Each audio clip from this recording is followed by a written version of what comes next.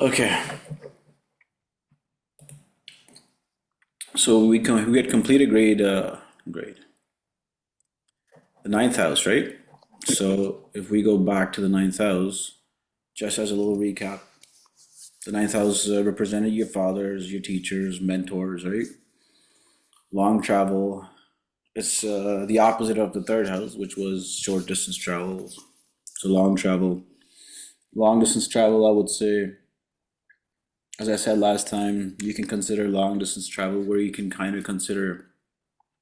You can look at you're traveling from say Toronto to Ottawa, Toronto to a different province. I would consider that a long distance travel. But if you're staying within, say, from Toronto to Niagara Falls, that would be your short distance travel. Within, I mean, would be up to, say, Niagara Falls, 100 kilometers, roughly your short distance travel, right? The ninth house was also your luck and religion. A lot of people like to think of the ninth house as your as spirituality, but that's not the case. This spirituality would be the 12th house. Ninth house is religion, ethical activities, right? All that kind of stuff. So if say for example someone's looking to travel and they're looking to do something, whether it's profession or something that's related to travel, and if you see the ninth house in connection with their 10th house, which is their profession, you can say yes, travel can be part of your profession. Let's move on to the 10th house, which is actually profession. So no one has any questions regarding the ninth house so far?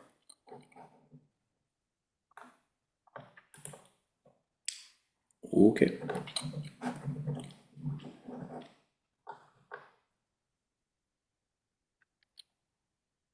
Can you guys see my slides? Yes, you guys can see my slides. So 10th house is a very important house. As I had said last time, there's a few houses that will be extremely important for when whether you decide to do this as a profession or personally. The 10th house, second house, seventh house, those are very important houses because majority of the people that will approach you regarding either money, profession, or marriage,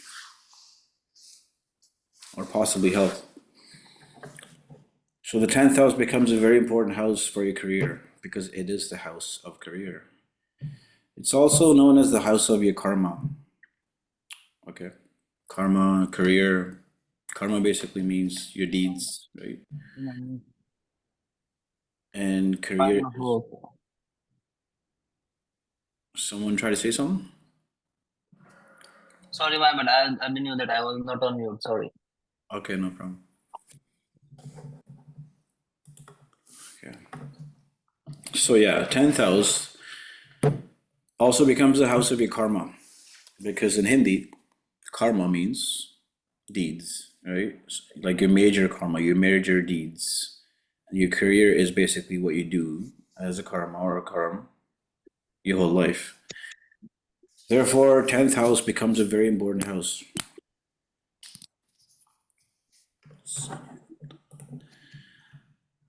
It also represents people in higher authorities, just like the government.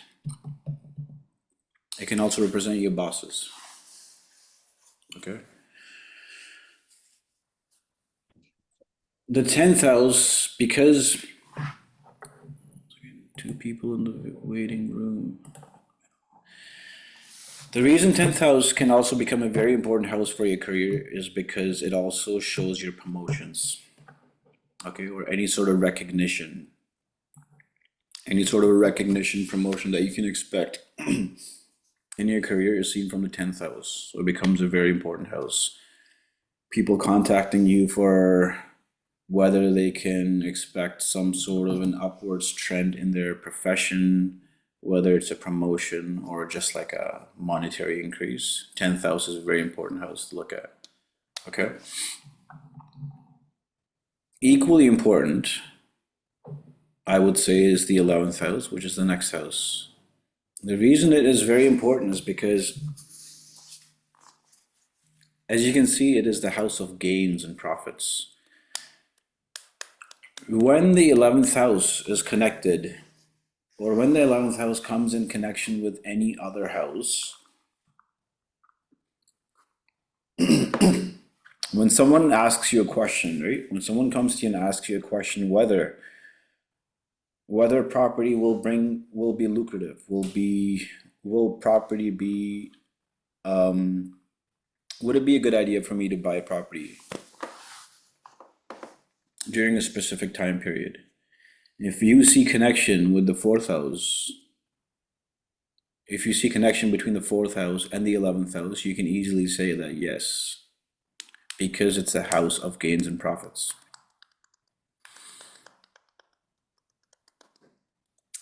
Does anyone remember the house of vehicles?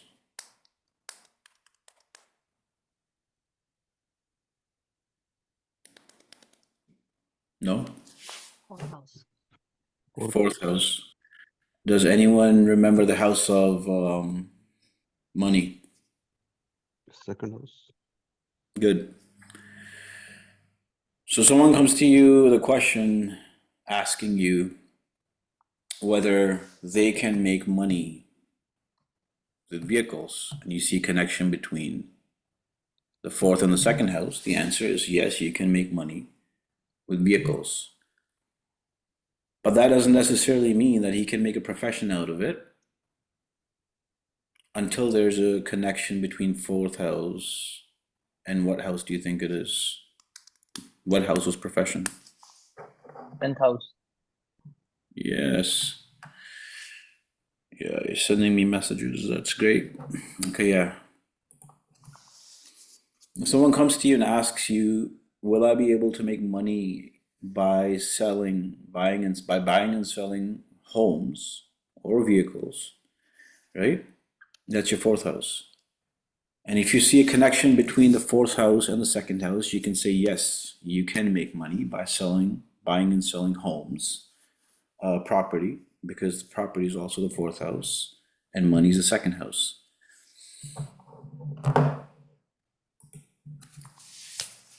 If you see a connection between the second house, the fourth house, and the 10th house, you can clearly tell the person, not only can you make this a profession, but you will also make good money from this area of your life, which is the fourth house. The fourth house could mean a house, rental property, vehicles, whatever falls within the domain of the fourth house, right? And when you see the 11th house in connection with anything, if someone comes to you that asking, will I be able to make food my profession, and will it bring me gains? You see the connection between second house, which was food, 10th house, profession. That's already good. It will be bringing you money. But if it makes connection with the 11th house, you can definitely say that's an amazing idea, because not only do I see money, I also see ongoing profits and gains. Along with besides gains and profits, it also represents your elder siblings, okay? Your friends, your network circle. Sorry, cancel the authority and administration. This is not supposed to be here. These two, you can forget about these two. Okay. Your friend circle, your network circle, the gatherings, the parties that you go to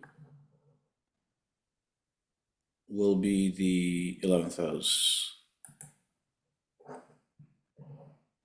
Jay has a question.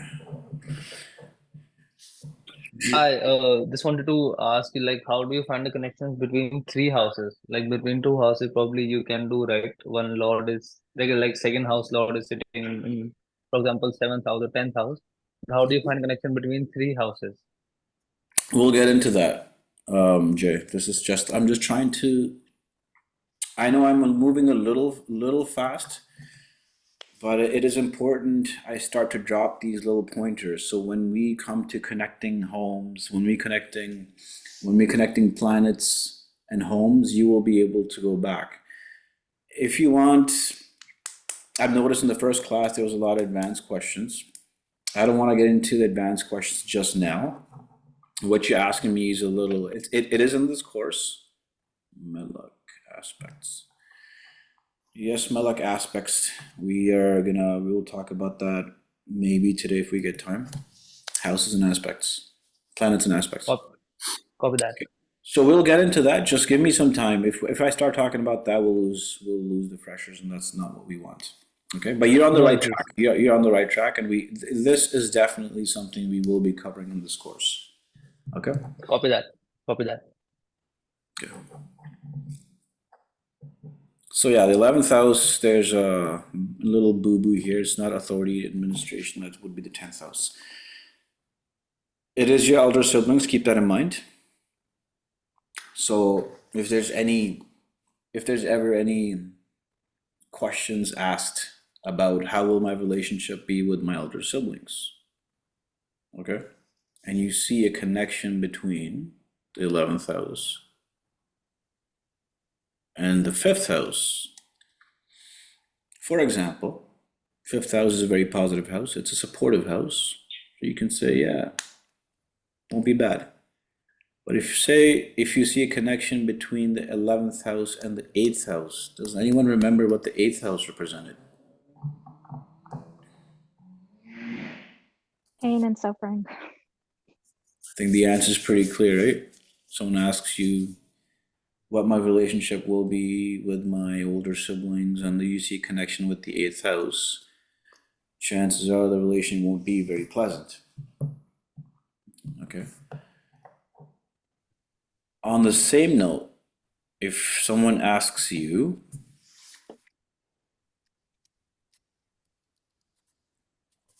will I get inheritance?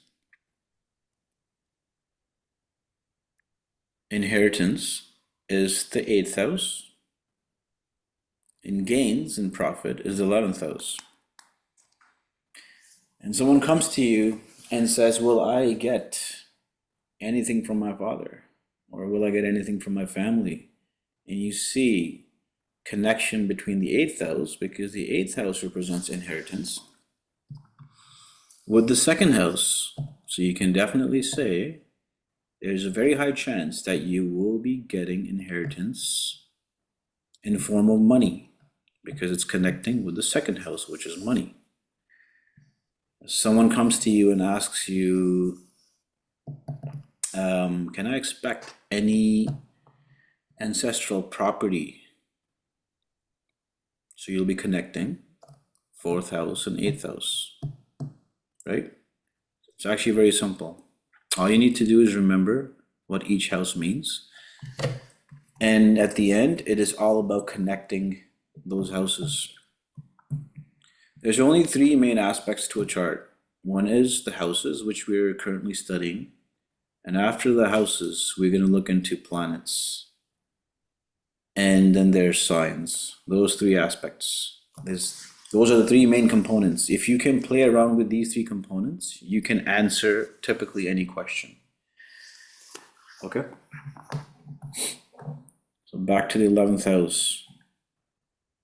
11th house becomes a very important house to answer any question. If you see any connection with the 11th house to any other house, which is the area of concern, you can say that chances are very high that you will get what you're looking for in this area of your life. Okay. There's 3 houses that are the least liked houses: 6, 8, and 12. 8, you already know, is pain and suffering. The 6th house is disease, the house of disease. And when the 6th house connects with the 8th house, it can turn the disease into a prolonged disease, because 8th house is pain and suffering. When you add that to the 6th house, now you can expect diseases that will bring you pain and suffering. Normally, chronic diseases, long-term diseases, possibly incurable diseases. Possibly, not always.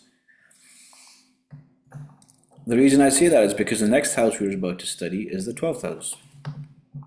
And the 12th house represents expenses, isolation. One of the main things that it represents is hospitals. All right, so 6, 8, 12, the most desired houses most of the time. So if you see, say for example, someone saying, how will this time period go for me? Although we're not gonna get into dashas in this course, dashas and time periods. And you see the time period is promising a connection between the 6th, 8th, and 12th. You can clearly say that you can expect chronic diseases and possibly you will be hospitalized.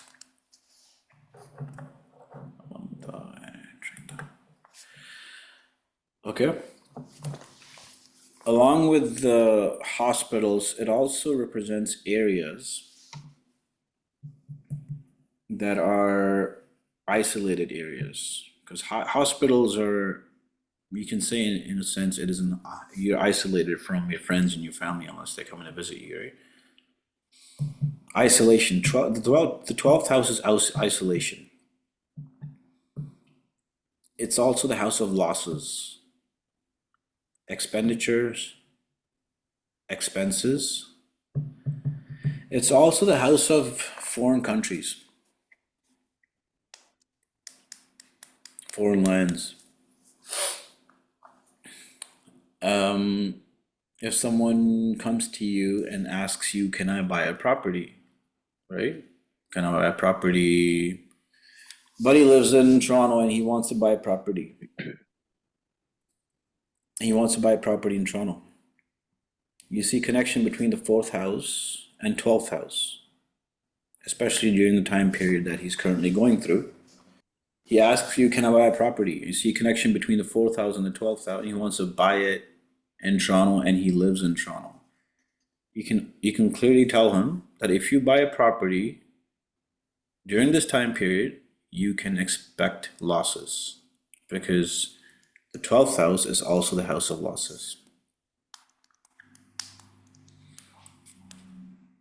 But if he tells you, I'm not really looking to buy a property in Toronto, I'm actually trying to buy a property in the States, I tell him that's a good idea. Because the States is no longer his country. It's a foreign country, right? I mean, the country's foreign to him. Does that make sense?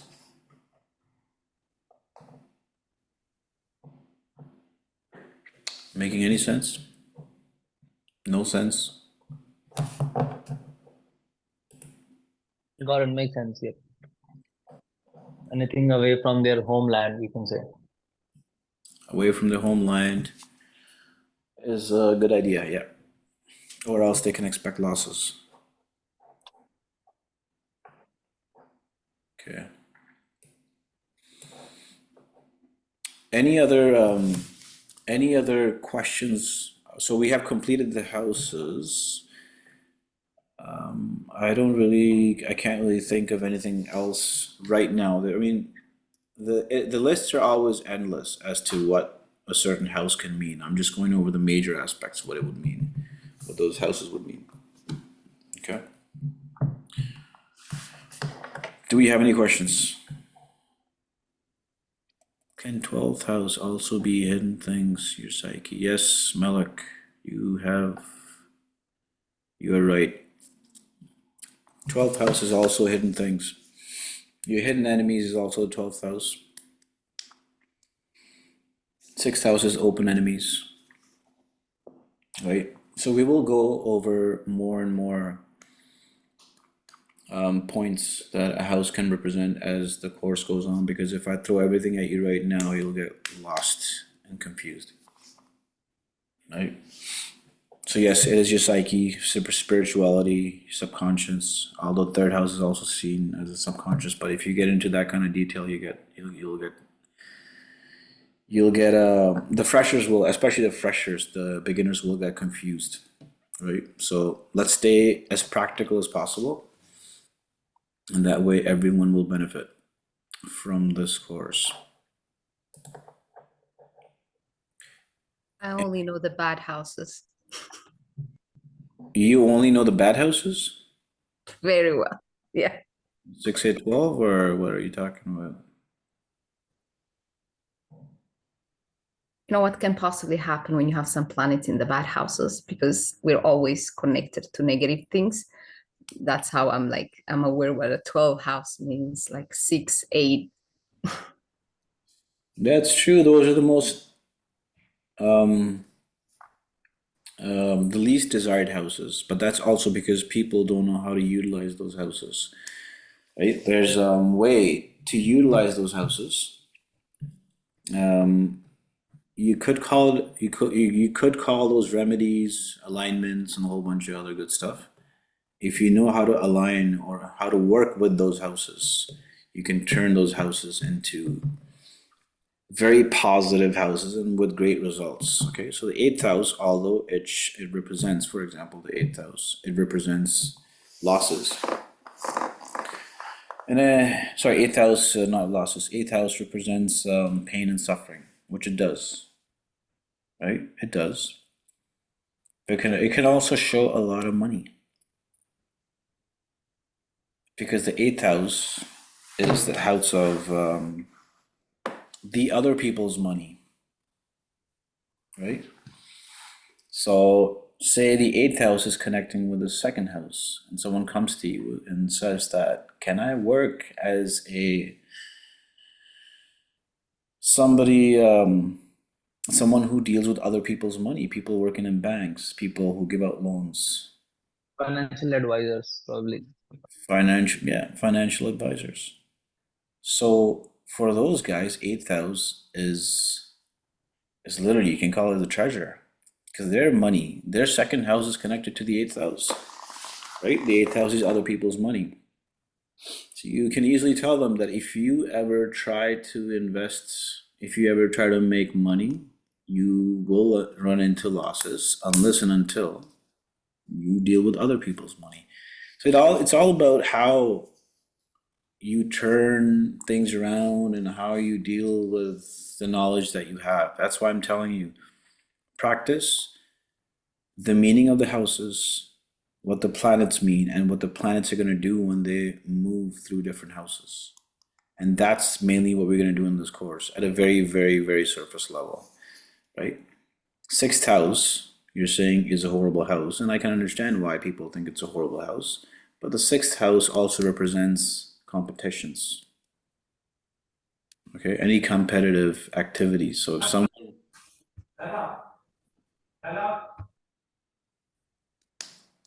can you please go on mute if there's noise in the background?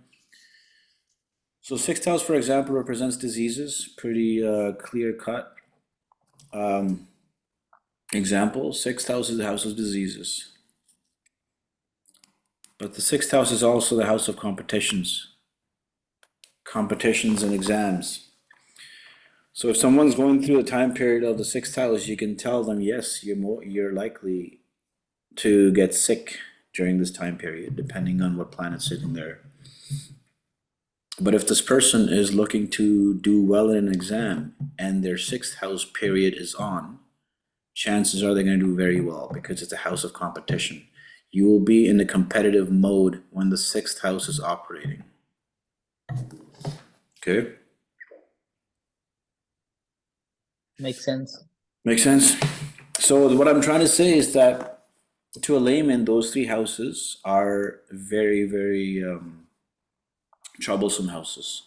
But to an astrologer, the eighth house is an amazing house, because the eighth house also represents, I don't know if I went through it, if I mentioned it. I didn't. Eighth house is also the house of occult. Basically what we're studying here, right? Harry Potter stuff. This kind of stuff we're studying here is the eighth house related stuff. So although it can represent pain and suffering, but for astrologers, it is a very good house for tarot card readers, all that good stuff. It's a very good house. Fourth house, the house of property. If you link the fourth house of property with, 1 second, give me 1 second.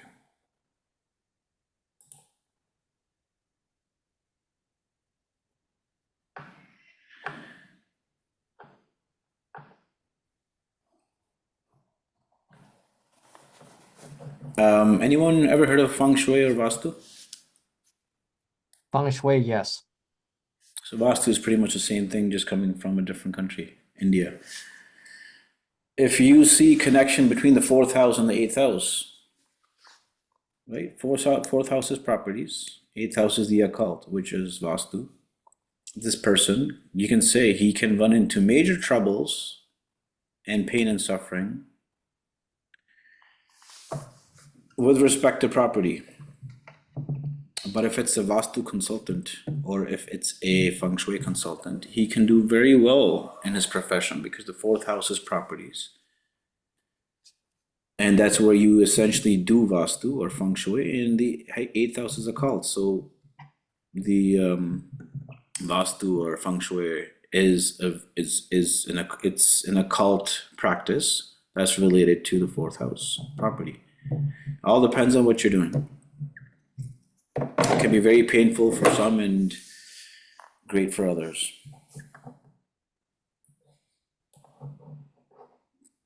Any questions regarding the house, or should we move on to planets? Can you share this PDF probably on the group? You can send me the PDF. What is it about?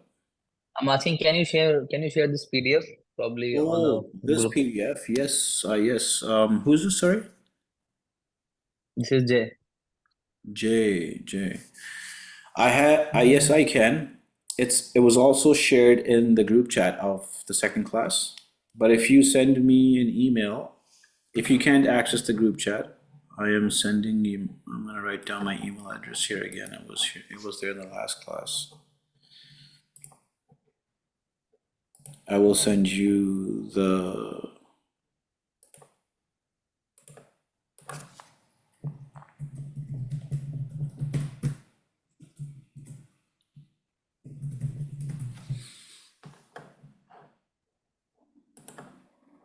Did you get my email? Got it. You got it? You got it. I'm unable to access the chat room of the class, but I can only like direct message you. That's a weird issue that I'm facing. Yeah, you can email me and I will send. And that was the case, and that's also the case. Can you email me to that? Mamta, could you please send me an email? I have just shared my email address. I won't be able to write down everyone's email addresses. So if you send me an email, I will share my. I will share the stuff with you. I've realized last time a lot of people weren't able to, for some reason, I don't know why, not able to read the messages. And I had shared a whole bunch of stuff, even videos. Okay, so anyone who wants the PDFs, you're gonna have to send me an email because the chats are not gonna be very user friendly, I guess. I don't know. Okay. Any other questions regarding what we've covered, guys? So we move on to houses. Sorry, planets.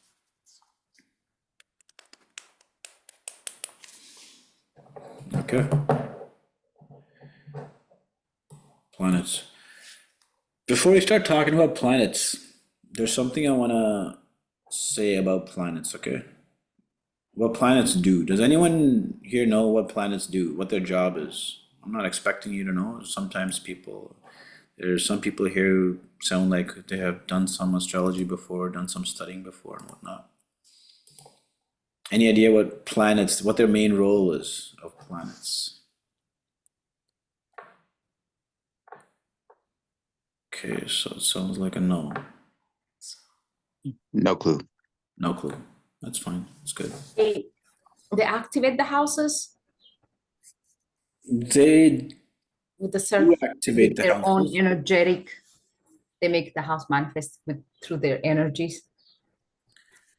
Yes, you can see that. Essentially, it's what happens is the planets, when their time period comes, they will make, when a time period of a planet comes, okay, it's called dasha. When you go through a certain time period, say you go through a Mars time period, okay, you're going through a Mars dasha. Mars is going to activate certain behaviors in you, okay, Mars related behaviors.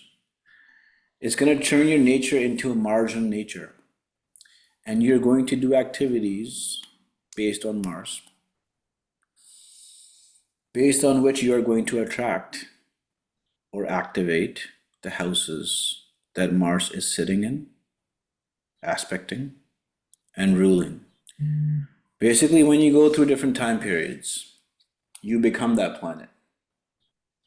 Okay, although we're not going to cover Dasha here, it's going to be long. I'm turning to long course. The job of a planet is to deliver results. Deliver results of the planets, of the houses it owns. The houses it owns, the houses it's aspecting, the planet it's sitting in, so the house it's sitting in, Long story short, the job of a planet is to bring you the results of the houses.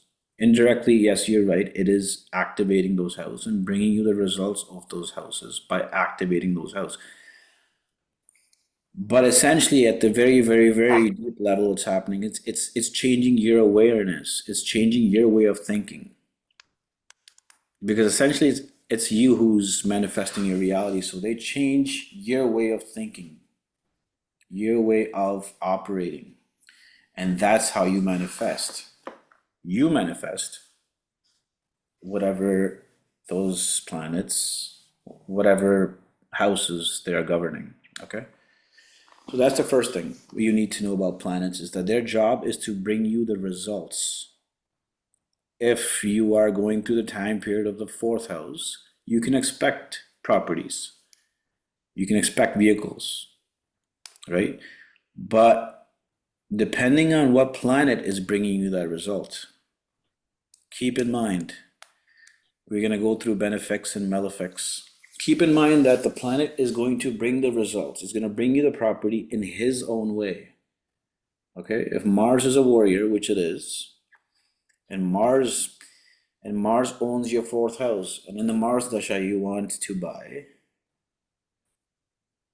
you're looking to buy property. Chances are you're going to buy property because Mars owns the first house, or it's aspecting the fourth house, or somehow it's connected to the fourth house. But it is going to give you the property in his own way. If Mars is a warrior, which it is, if it represents conflicts, there may be a lot of conflicts. You may have to go through a lot of fights, because we're going to go through planets just now. Just keep in mind that the job of a planet is to deliver you the results of a house, but he will deliver the house in their own way. Okay. Which brings us to our next point. Can I, quick question? Mhm. So that's when we see the transit, when you're in a certain dasha. But when you are born under a certain planets, some planets are under some certain signs, what does that represent? We'll get into that later. Again, we're jumping to dasha. No, I thought, okay. I mean, I thought you did the transit before. Under. Yeah, what we can do, I think I understand there will be questions, a lot of fun questions and advanced questions, that's where the fun lies. Maybe towards the end of the course, when everything is done, like even towards the end of the session, when the Okay. freshers, the beginners are done asking their questions. If there's any advanced questions, the fun stuff, we can get into that. But I just want to focus on the basic stuff. So, okay. So for now, is it right to say that the planet is asking for a reaction from you? Jay's asking, is it right to say that the planet is asking for a reaction from you? Yes, definitely. You can say that your chart demands it's a direction. Okay. originally astrology was never meant to be a prediction tool. It was always meant to be a guidance tool. So Jay, what you're saying is absolutely correct. It's asking you to do something. And when you go according to your chart, okay, when you go according to your chart, basically you do it's asking you to do, you will be fine. If you do the opposite of what it's asking you to do, right, you can run into some serious trouble. Yes, is it right to say the planet is asking for a certain reaction? I don't know about reaction, but it's definitely asking you to do things in their way. If you're running through a Mars time period, it's asking you to think in a Martian way, not in a Jupiterian way. Okay, again, a little advanced, not too advanced, but I think it's a good question. Anything else related to the houses? Nothing, right? And planets? So we have discussed that the role of the planets is to deliver you the results of the time period that it is governing.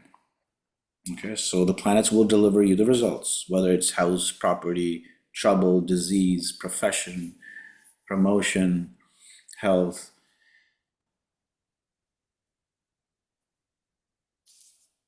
And they will deliver those results in their own way. Now, let's discuss, before we get into the attributes of the planets, let's get into their nature, okay? First of all, there are natural benefics and natural malefics.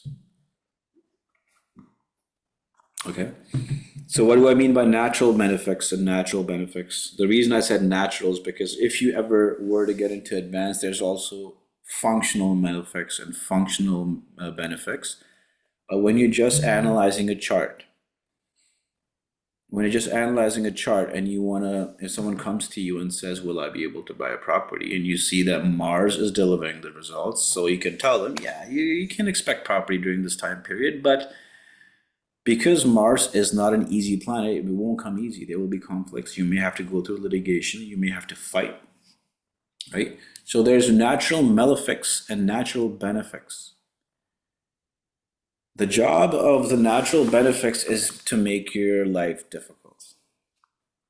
In other ways, they will bring the results in their way, which is not going to be necessarily pleasant. And natural benefics are softer planets. Their nature is soft. So you can expect to get the result or the results in a more pleasant way. Okay? So you can write down the natural malefics. The natural malefics are Mars, Saturn, Rahu, which is the north node of the moon in English, people that have studied Western astrology, and Ketu, which is the south node of the moon in English. Saturn, Mars, Rahu, and Ketu are natural malefics, meaning they will deliver the result in a harsh and possibly problematic way. You can also write down Sun as according to classics, you cannot consider Sun as a malefic because it's actually a pure planet. It is the most pure planet in the solar system. It literally represents purity. But it is considered a harsh planet. It is not malefic. It is also not necessarily benefic, but it will definitely test you. Just because the Sun represents the father, and unlike the mother, the father likes to teach things in his own ways. Therefore, you can put the Sun in a harsh category, not malefic. It doesn't want to harm you, but it will teach you the lessons in his own way. So you can definitely say it's not an easy planet. It is a harsh planet. Okay, so that's Sun. The natural benefics are Venus, Jupiter, Mercury, Moon. Okay, those are natural benefics. Their placements and their aspects are considered to be benefic. Okay, when they are delivering their results, they will do it in a softer way, in a more pleasant way. Now we can, now that you know about the natural benefics and natural malefics, now we can go into houses, planets.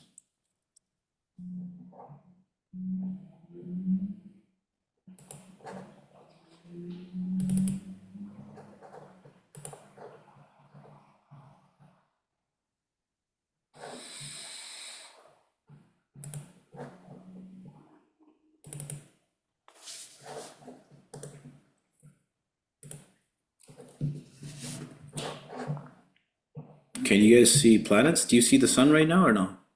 Yes. You see the sun, okay. Okay.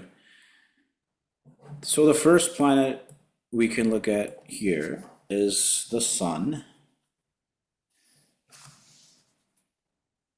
Sun represents father, as I said, right? It literally represents father and authority figures because at home, sun is the authority.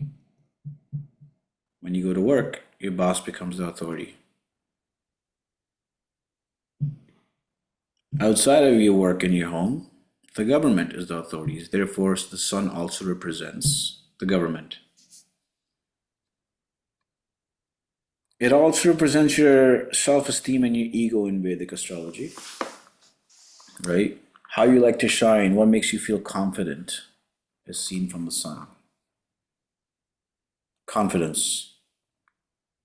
If your sun is damaged in any way in your birth chart, you can say there may be lack of confidence, or a person may be overcompensating due to lack of confidence.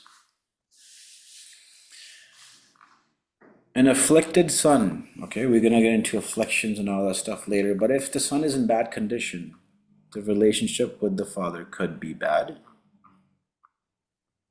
The relationship with authority figures in your life could be bad. Negative. The reason I've put an SU right next to it, because this is what, when you look at a birth chart, okay, you got 12 houses, we already went through 12 houses.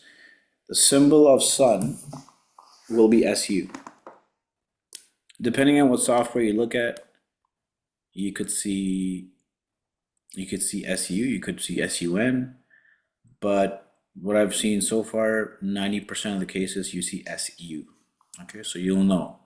Right now, in this case, in this picture, sun is sitting in the first house. Okay.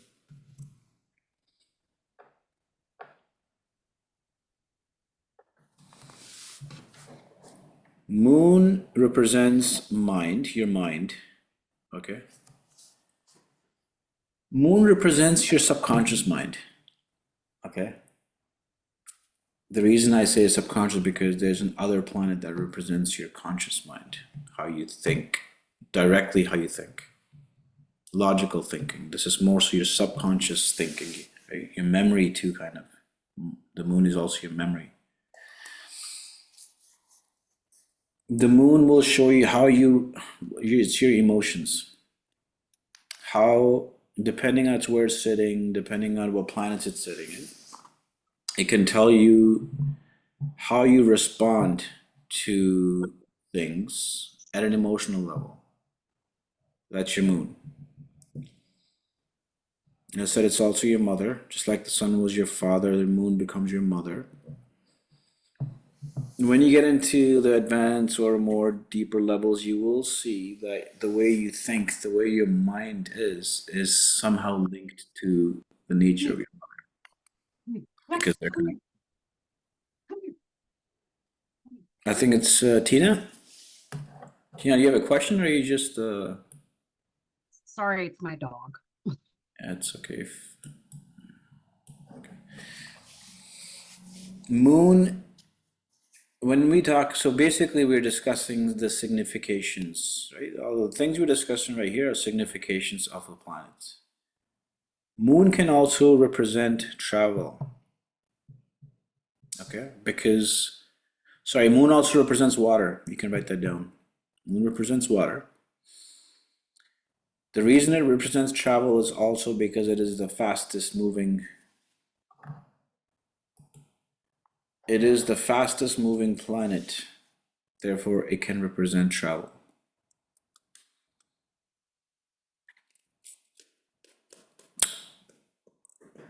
When your moon is afflicted or sitting with certain planets, say for example, when your moon, I'm gonna throw in little tiny little advanced points so you can think. I'm not gonna get too advanced. Say for example, your moon is somehow connected to a natural malefic, right?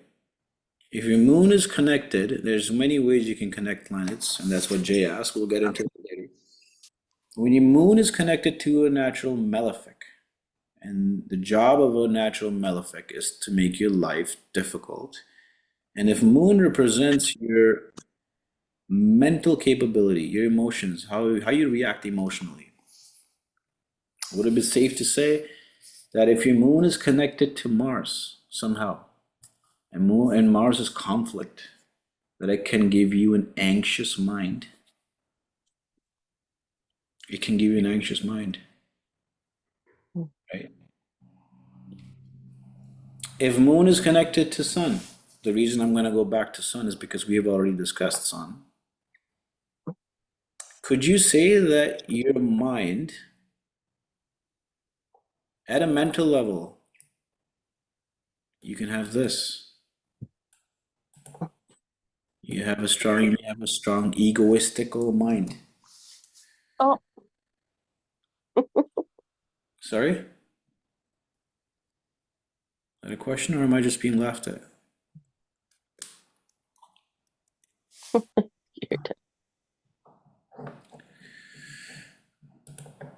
Okay.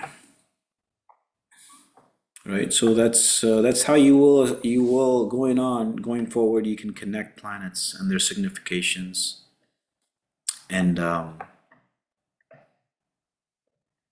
just basically connect planets and their significations. Right, so say you're connecting someone's moon to their Mars. What does Mars represent? Mars is action, right? Mars is a soldier. A very good point. Someone asked, I think it was last class, someone had sent me a message asking me why Mars is debilitated in a water sign. Why does Mars not do well in a water sign? It represents action. Mars is a soldier. Mars is aggression, right? It represents your energy. Wherever Mars sits, it tells you where you will be exerting most of your energy. Conflicts and younger siblings, but specifically younger brothers. Okay. So if your moon, someone's moon is connected to their Mars, can you say they get angry easily? And because anger is strongly connected to anxiety. And for anxiety, you'll have to connect other planets as well. But you can say if someone's moon is connected to Mars, mentally they are very action oriented, aggressive, right? They respond. Their mental response is more of a is more in a conflicting way. You know, yes, you can say that. That's how you connect planets. And again, someone had asked me why Mars is considered bad in Cancer. Because Mars is a soldier. It's his nature. A soldier's natural instinct is to get orders and execute orders. Right? A soldier at a battlefield, if he gets emotional, what's going to happen? He's going to get shot in the nose. That's why Mars is considered not so nice in Cancer. So that's your Mars. But Scorpio, it's a water sign, right? But he Yeah. rules Scorpio. He rules Scorpio, but that's more of a different, again, Scorpio is a conflicting sign. I have a lot of Scorpio in me, so don't get me wrong. People say that Scorpios like to be secretive. A whole bunch of other things. Don't take it to heart. There's also a lot of insecurity in Scorpios. Oh, my daughter, she's Scorpio rising and her son is in Scorpio, and she's secretive. She has all the traits of Scorpio. So it's true. I'll take it by heart because I live with her Yeah. every day. But my Also- question was, Mars in Scorpio, water sign, does good, but his fall is in Cancer. Fall, I wouldn't say fall, it's debilitated because it's exalted in 10. Sorry, Capricorn. But again, we'll get into that later. Let's not get into signs, right? Let's not get into signs right now. Let's just discuss what they mean. Because what happens is you can, as I said in the first class, the internet you can go on YouTube and you can find what Mars does in Scorpio, but it's not going to help you when someone comes to you and asks you 90%, over 95% of my clients, when I get consultations, it's not about when am I gonna find moksha, when am I gonna find nirvana, right? They won't come to you for those kind of questions. They'll come to you, is this the right property for me? Should I marry this person? When is my financial condition gonna get better? That's the purpose of this course, and that's why I made it clear this is a very practical course, because my personal experience has been with clients, they don't come to you with, when am I gonna experience my awakening? They most likely, unless you have a certain chart, when you're attracting those kind of clientele, that's different, but they won't. So that's why I wanted it to be more of a practical course, okay? So this is Mars.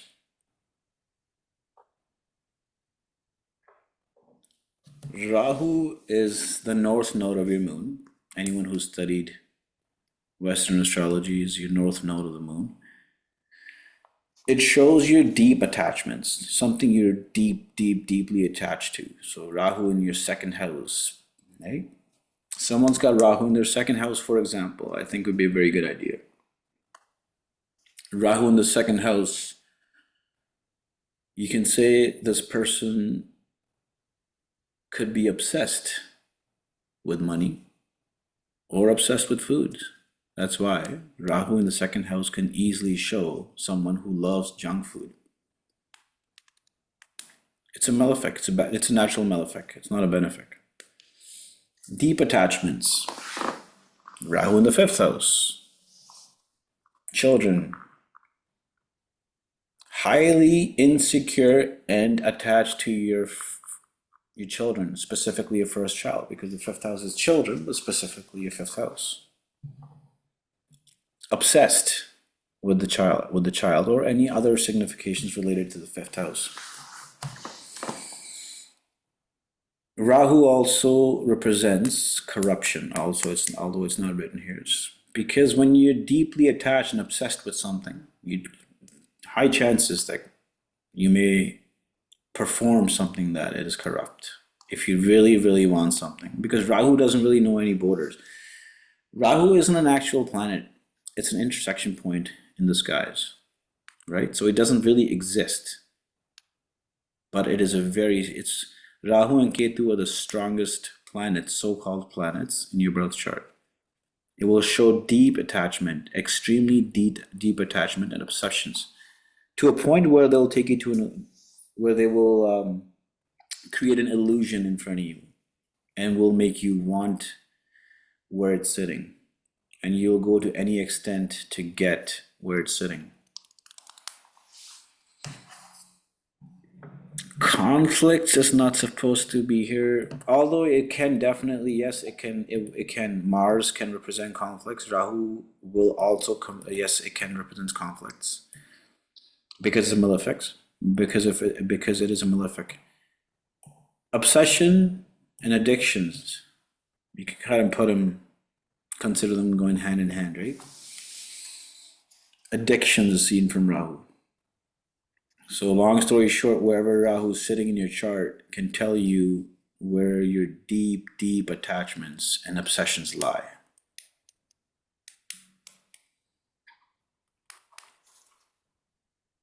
Twelfth house, for example, is also blood. Is also bed pleasures, right? Sexual activities, bed pleasures.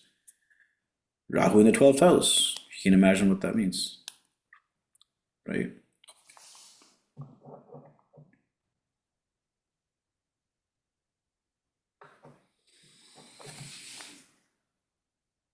And then we get a planet like Jupiter, okay?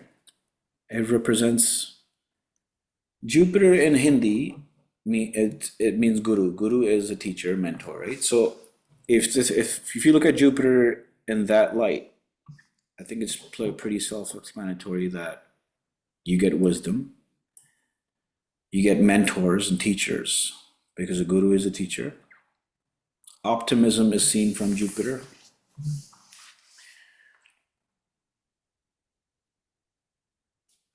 Higher learning. When I say higher learning, what we're doing here is considered higher learning. It's not something you learn in high school, right? This is higher learning. Optimism as well. Expansion. Wherever Jupiter, we're gonna get into aspects as well, because every planet has an aspect. We're gonna get into that later. So wherever Jupiter sits and whatever houses it aspects, we'll get into that later. Actually, yeah, Jupiter is a natural. It's actually known as the greater benefic. It is extremely benefic. Probably considered one of the best planets in your chart, in Jupiter.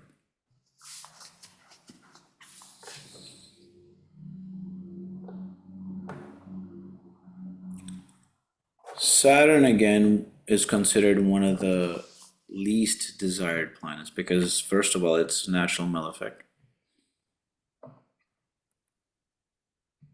Saturn represents diseases and pain. Okay, wherever Saturn sits in your chart, you can expect delays in that area. You can expect pain and suffering in that area of your life. I just had someone, I did someone's chart not too long ago. They had Saturn in the 5th house. Can't have kids, right? Yet. I looked at her chart, I told her, you will have kids. I see there's delay. Okay, Saturn, because it represents delays, but also depends on what houses it owns in your birth chart. I told her that there's delays, but I see that there will be childbirth, but just keep in mind then that when you have a child, it won't be an easygoing child, right? It will require discipline on your end to deal with that child.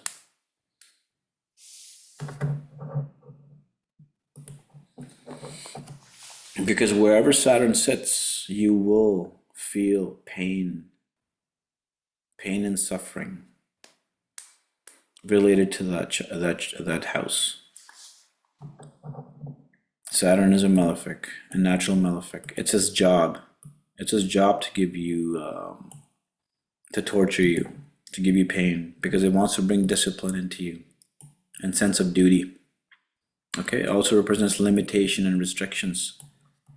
Going through your time period of Saturn, you can expect that kind of stuff, right? Depending on where it sits, depending on what it's looking at, where it's aspecting. You can expect limitations, restrictions. You're trying to get a promotion, Saturn's looking at your 10th house. It won't come easy. 10th house of promotion, Saturn is affecting, looking at your 10th house. It will come, It will come because it's looking at the 10th house is intentions. When we talk about aspects, wherever a planet's looking at, it's looking at that house. It has an agenda. It has.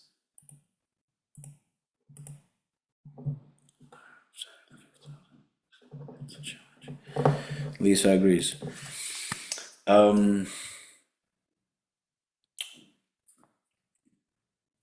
Saturn, whatever a planet is owns, right? So Saturn sitting in the 5th house, unless it's extremely afflicted, okay? Unless you can never draw a complete conclusion just by looking at one planet. That is why practice is very important. You can never come to a conclusion with just one planet, right? What if someone's got Saturn in the 5th house, but then Jupiter is looking at it? Jupiter is the most greatest benefic. It will ease things down a bit, right? But just by looking at Saturn, that's what's going to happen. And you can expect delays, limitations, restrictions in the area that Saturn is governing. Mercury is, it's not difficult. Pluto, and I continue to study my chart. Lisa, I think you have a Western chart, which is, I would never neglect the Western chart because according to the Western chart, my chart is flooded with Scorpio and I'm heavily Scorpio. But according to the Indian chart, I'm Libra. Right, so I'm not disagreeing with what you're saying. Pluto, we're not gonna get into Pluto here. I'm sorry. But the Western chart, I'm not saying it's lying. They both work. And if you learn how to read a chart, depending on whether it's Indian chart or Western chart, it's going to end up being the same, right? The method of how you look at the chart is going to end up being the same. Mercury represents communication, right? Because it's one of the fastest moving planets around the sun. It can also, it used to be in the stories about the planets, it was the messenger of the gods, Mercury, right? The messenger. So therefore it represents communication. Your intelligence. Remember we spoke about moon and we said how the moon is your subconscious thinking, your mind, subconscious mind. This is your intellectual, your surface level, your logical mind is Mercury. Your intelligence therefore can be seen from Mercury. Because Mercury is communication, it can also tell you what kind of a speech the person would have, right? The speech, someone.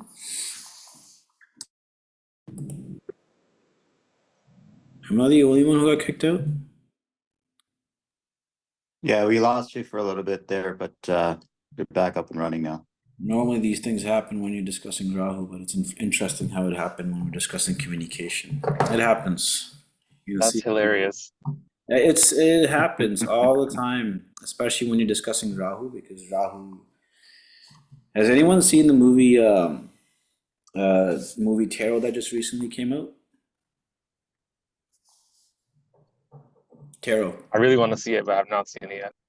Okay, you'll see how they combine tarot with astrology, and they're talking about how Mercury, when Mercury goes retrograde, you'll notice your electronics, your devices will start to malfunction and not function. And you'll see when you start talking about these planets, specifically Rahu, you can expect these kind of phenomenon. Very common. Okay, so back to where we were. Are you even able to see my screen right now or no? You're just seeing me. Planets. Just seeing you.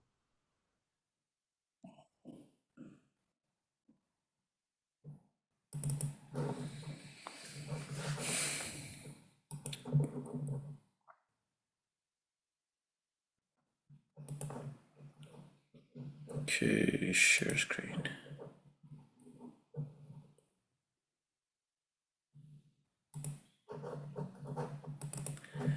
Are we back to Mercury? Can you guys see Mercury? Yes. Right? So Mercury is your communication, intelligence, speech, right? Back to speech. Someone stutters. Their Mercury is afflicted in their chart. Any sort of speech problems, any sort of communication problems.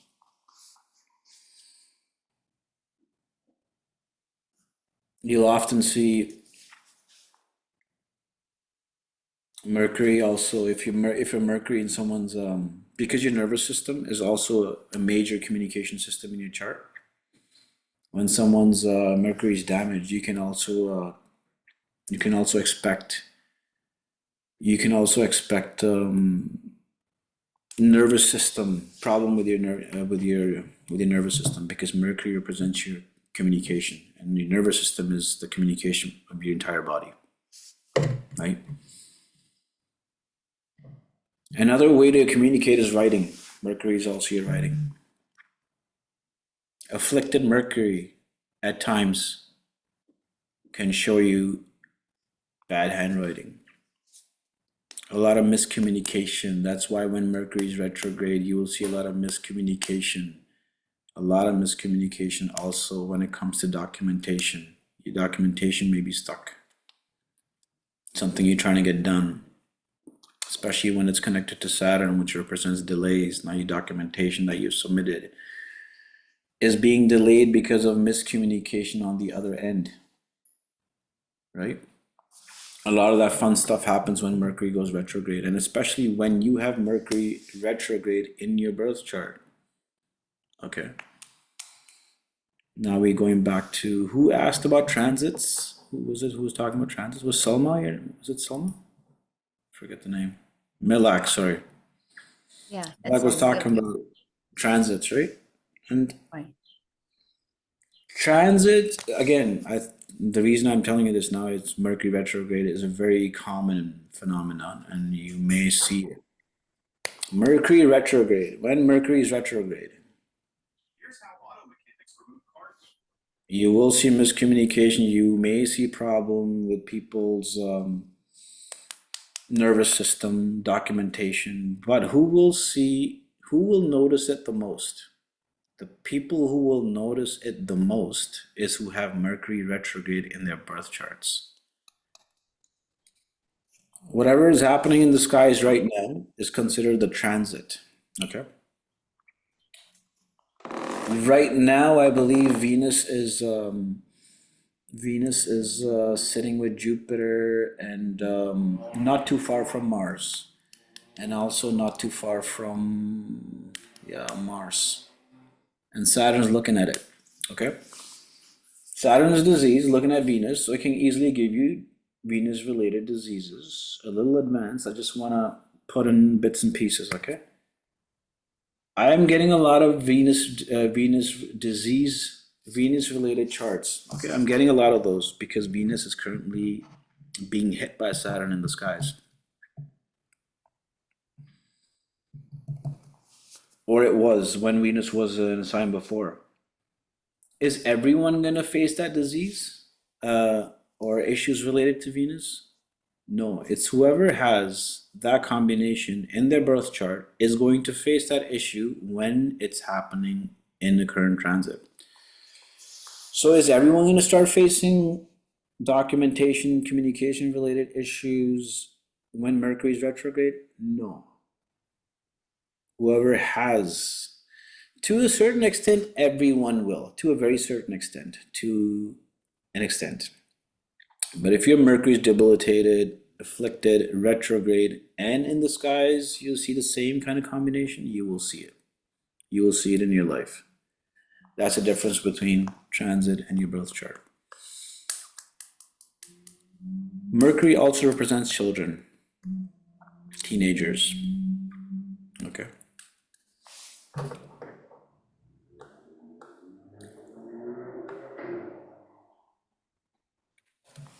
Ketu is basically the south node of the moon, and it is the opposite of Rahu, right? If Rahu was the north node of the moon, Ketu becomes the south node. if Rahu was deep attachment, and when I say a deep attachment, I mean very, very, very obsessive deep attachment, Ketu represents detachment. And on the same note, you can also consider it being a big significator of spirituality.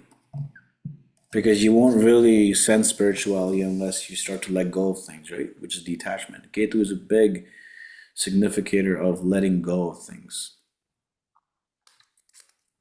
Isolation.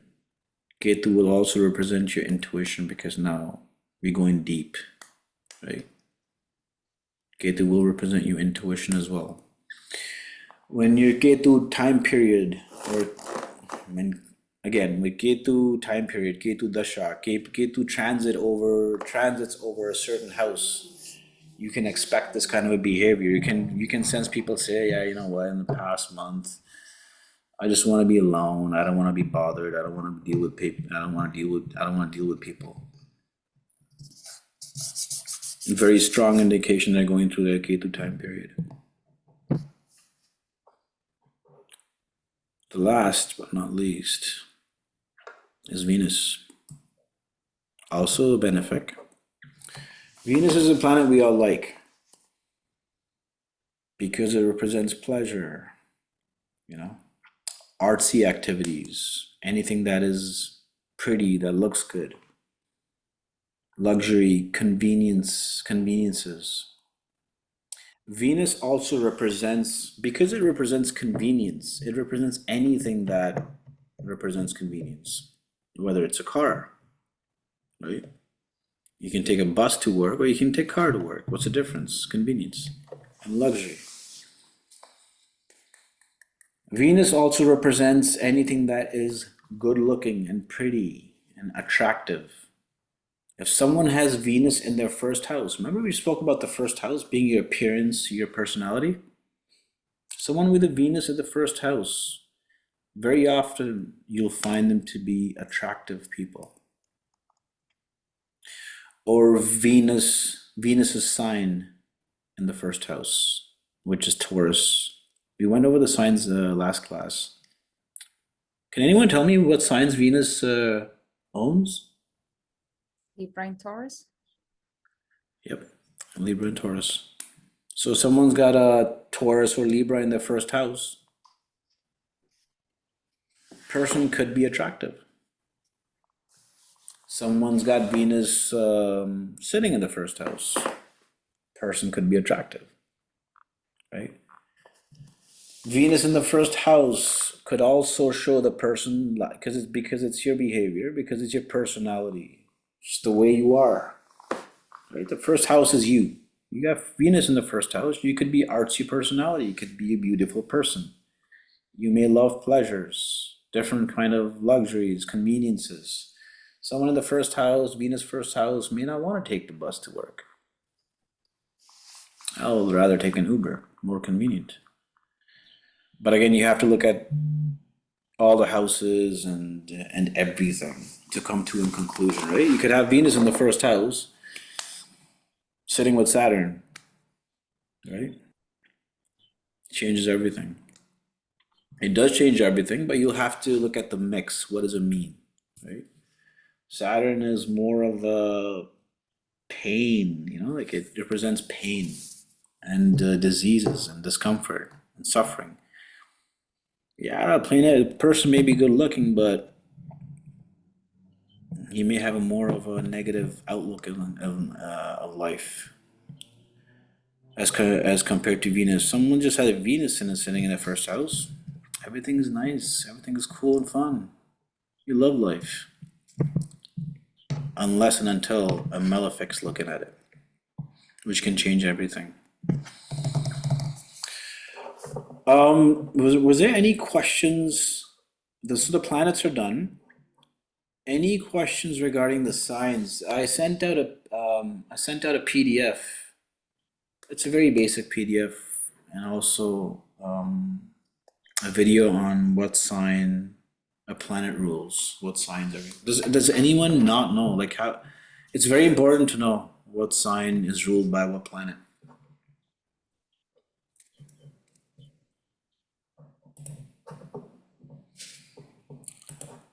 So we'll do that. I'm gonna, okay. Your screen sharing is paused. Stop share. What I'll do is I'm gonna quickly go over what planet rules what sign, okay? It's very basic stuff, but it is very important. It is extremely important that you memorize this table that you're about to see. Johnny, I have a question. Mm-hmm. So I was looking at my birth chart, and there are planets, as in there are Pluto, Neptune, and Uranus as well. So why don't we discuss those planets? Because we don't look at them in Vedic astrology. But the birth chart I retrieved, it was Vedic astrology and not Western. The birth chart, what software did you get? The one you recommended, the It may AstroSave. show it because there's people who like to look at the outer planets as well. But I personally don't use them. Vedic astrologers, generally speaking, don't use them. But it's not a bad idea. Oftentimes people connect Pluto with Mars and connect it to Scorpio because the dawn of the underworld. Wherever it sits, it's going to cause turmoil. Wherever your Uranus goes, it's rebellious nature. First house Uranus, you become rebellious. You know, but you'll be able to deal with all of that without the outer planets too. Okay, and can you see my screen? Yep. Yes. I'll go over this quickly. I'll send you this. If there's anyone who hasn't sent me their email, I'm not able to access the chats anymore for some reason. So whoever wants PDFs delivered to them, I'm gonna have to send me their email, okay? If you haven't seen my email in the chat box, let me know and I'll write it again. In fact, I will write it again.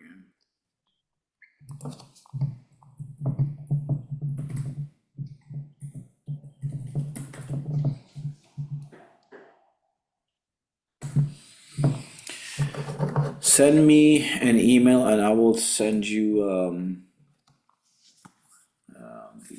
the PDFs and material for the following class, including the recording as in the links of the recording, okay? Now what we're looking at right now is a very, very, very important chart to memorize because this is the nomenclature of this topic, of this business, okay? When you're looking at a chart, you will see numbers on a chart. Why can't I see anyone?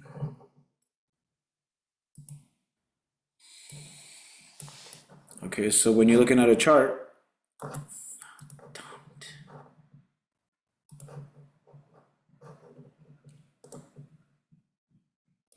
one second.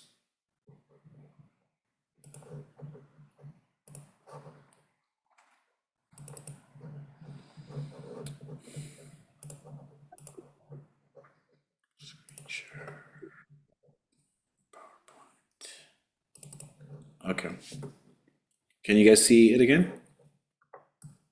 Yes. This is a list you have to memorize. Because when you're looking at a birth chart and you see numbers, you see a number 1, you need to know. You need to know that if you see a number 1 somewhere, it doesn't necessarily mean that it's the first house. The number 1 could be in the top house, the first house, or it could be in the 3rd house. These numbers represent signs.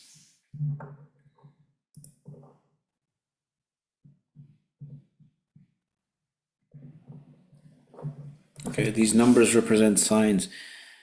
If you want to be fluent and efficient at reading a birth chart, you need to memorize at the very least. Yeah, you need to memorize this chart. You need to know that if you see the number 4 somewhere, you need to know it's the moon. Automatically, you need to know it's connected to the moon and it is the 4th sign of the zodiac, which is Cancer. If you see 8 somewhere, automatically you shouldn't have to think. When you see 8, you should see Scorpio automatically. Boom. You shouldn't have to think, okay, so Aries, Taurus, Gemini. It's not gonna work. It's a language. This is basically the language through which you will be able to dissect the chart. Very important, you memorize this chart. Again, if you want this, you can either write it down, or if you want it to be sent to you, you will have to send me your email address.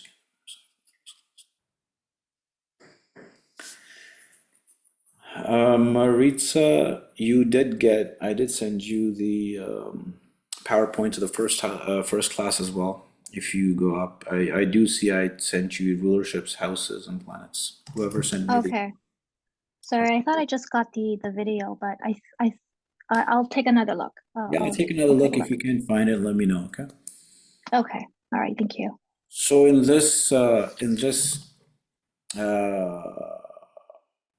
PowerPoint, you will notice that besides, except for Sun and Moon, every planet is given two signs. Mars is given Scorpio and Aries. Venus is given Taurus and Libra.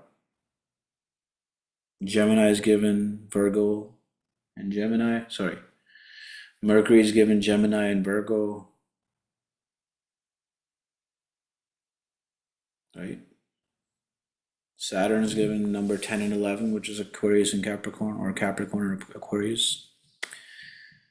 The Western astrologers will disagree because they will associate Uranus with Aquarius and Neptune with Pisces. I've been there, I've studied it, but it's not gonna be part of this course. Those planets affect you at a large level as in like big crowds, big generations, because they take very long time to move. So they represent generations. If you're looking to answer someone's practical day-to-day life questions, you need to focus on these planets. Not a planet that takes long time to move from one sign to the other.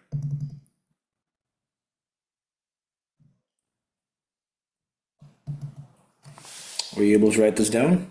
Did everyone get it down? Right? Very important that you guys get this memorized. I can't stress it enough. This is very, very, very important. If you want to be fluent at reading a birth chart, what number represents what sign has to come like that without thinking twice, right?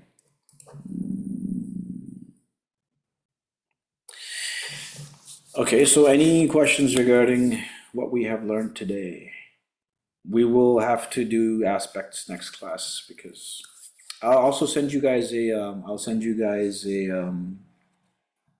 PowerPoint on aspects, and then you will know what the aspects are, and then we'll go over them. No advanced level questions, anything related to what we have studied today, something that hasn't made sense, something that you want to maybe discuss. I do have a question, but it's related to that website that you gave us. I did my chart, and I'm just not too sure which one do I focus on. Is it the Lagna chart or the Navam? Lagna chart. Lagna chart. Okay. Sorry, I should have made it clear. So yeah, you need to look at your Lagna chart. Okay. Okay. There's another thing. I mean, I come across when I'm doing clients' charts that are born here. Okay. Something you want to keep in mind is some softwares, daylight saving time. Okay. If you're born within, I think, what is it? Around between March and November-ish, right? You'll have to play around with the time, because when the clock is moved forward 1 hour, you'll have to compensate and move it back. Some software will do it for you, and some other softwares you will have to do it manually. And it can be a pain. Ingrid. If you could please send me the PDFs. We'll do Ingrid. Okay, but for now, don't worry about that too much. It's the Lagna chart, okay? So good thing you asked. Lagna chart, Lagna, A and A. That's your D1, your first chart. There's many other charts that you can get into to further dissect any information that you're looking for. But a Lagan chart is good enough. Oftentimes it's good enough to come to a rough conclusion. Can you repeat the website? Angela, it is not a website. It is it is also a website, but I've never really used the website. I use the app, and it's called, I'll tell you what, one second.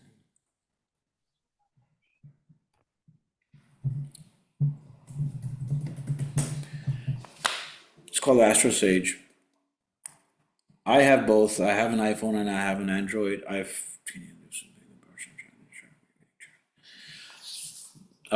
both an Android and an iPhone. This app is a little, but for you guys, it will be good enough. For advanced, once you're getting into advanced, when you're trying to rotate charts, which again we may not get into, Android it's a lot more flexible for Androids. Okay, give me 1 second, a 2-minute break.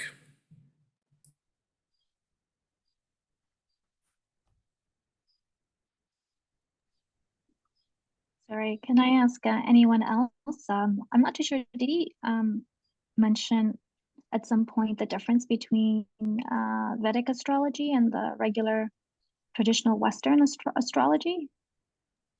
Well, not in great detail, no. I think it's the Okay, I'm degrees. just wondering. Like Degrees. the Western has, each house holds 30 degrees. And he said it last week. The Vedic, did he say 23 or 24? It's either 23 or 24.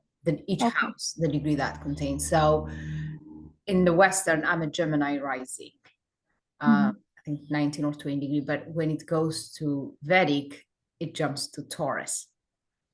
Okay, yeah, because that's what I'm saying too. I'm normally an Aries, and I'm a Gemini. Which, Yeah. yeah, I have to rethink The everything house now. degree, yeah, that's the difference, and also the houses. I mean, it's a lot different. The Vedic, it's a little complicated. Yeah, absolutely. Yeah. Okay. All right, that's good to know. I missed last week most of the class. I only came in for the last 15 minutes, so I missed quite a bit, but that is helpful. Thank you. Thank you. For those who attended last week, did he send out the recording? Yes, he did. He did send out the recording, but I'm not Okay. too sure if I caught how he like what the difference was. I listened to it and then I thought maybe it was in the beginning as people were coming in. He like prior to recording that he may have mentioned it, but yeah, I didn't really catch it. But Yeah, yeah, I need. it's pretty different, kind of different. I guess I think it's kind of different, but Yeah, I yeah. see. I'm a different sign in Western versus Vedic, and I find this to be more me as opposed to Western. Yeah, I pulled up my chart too, and I was going through it, just trying to follow it, and I'm like, wow, I'm kind of surprised. I'm like, wow, this has got me pegged in this house if I'm reading it correctly, right? So it's really interesting. They all work. When I first started to study astrology back in 2012,